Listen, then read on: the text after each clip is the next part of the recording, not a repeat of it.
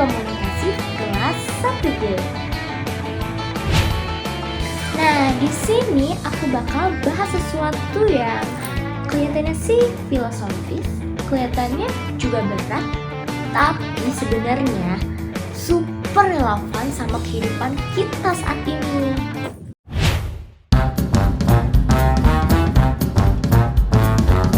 Kalian pernah gak sih kepikiran kenapa masih banyak perempuan yang selalu dianggap cuma cocok di dapur dan gak cocok buat jadi pemimpin? Nah, ternyata jawaban dari akar masalah itu udah dibahas dari tahun 375 sebelum Masehi sama seorang filsuf yang bernama Plato. Iya, bener, Plato yang nulis buku The Republic itu loh. Dan hari ini aku bakal bongkar-bongkar tentang konsep keadilan versi Plato, alegori gua yang mind-blowing banget itu, sampai gimana semua ini bisa nyambung banget sama isu ketimpangan gender di Indonesia. So, let's go!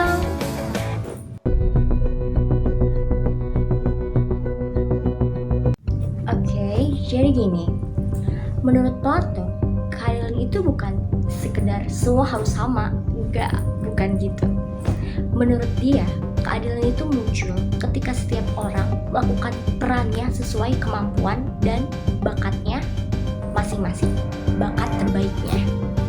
Dan bukan asal ambil posisi, bukan karena nepotisme, dan bukan karena yang penting punya relasi.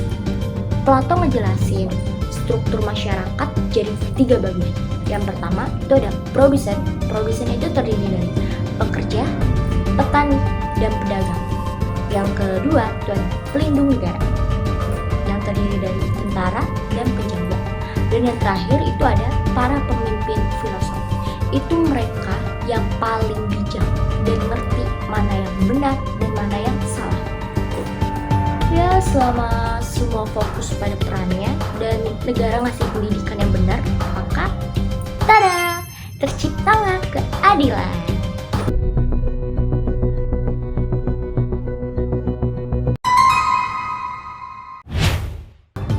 Ini bagian yang oh my god, bikin kaget.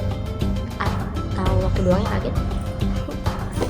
Plato bilang bahwa perempuan itu harus diberi pendidikan dan latihan yang sama kayak laki-laki. Iya, sama. Latihan musik, oke. Latihan olahraga, boleh. Ikut pendidikan politik, boleh banget. Bahkan mereka boleh loh jadi penjaga negara. Bahkan jadi pemimpin, boleh asalkan punya kemampuannya. Nah, dari jurnal yang aku ambil yaitu Zeller 2021 bahkan bilang kalau Plato itu percaya kalau perempuan itu bisa masuk ke ranah politik dan militer kalau intelektualnya setara. Dan dari jurnal yang aku ambil juga yaitu Cornell 2022 nyebutin adanya konsep women's law di sistem negara idealnya Plato, yang artinya pintu sosial itu harus terbuka untuk perempuan. Dan ingat ya, ini diucapin di Yunani kuno, zaman dimana perempuan bahkan gak boleh nongol sembarangan di ruang publik.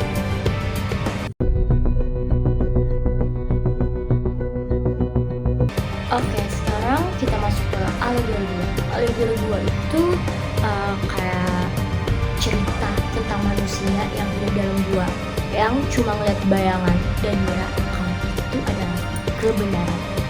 Menurut Plato, pendidikan itu tugas negara buat bantu rakyatnya keluar dari dua ketidaktahuan. Dan orang yang udah ngerti sama kebenaran itu harus turun dan bantu masyarakat lainnya buat ngasih tahu apa itu kebenaran. Nah, kalau dijadiin konteks gender sekarang, itu kayak bayangan di dinding dua. Itu bisa jadi stereotip kayak perempuan itu emosional, perempuan itu nggak cocok jadi pemimpin, dan tugas perempuan itu ya cuma di rumah. Dan sayangnya bayang-bayangan kayak gitu dan pemikiran kayak gitu itu masih dipercaya sama banyak orang hingga sampai ini, hingga sekarang, hingga sampai sini.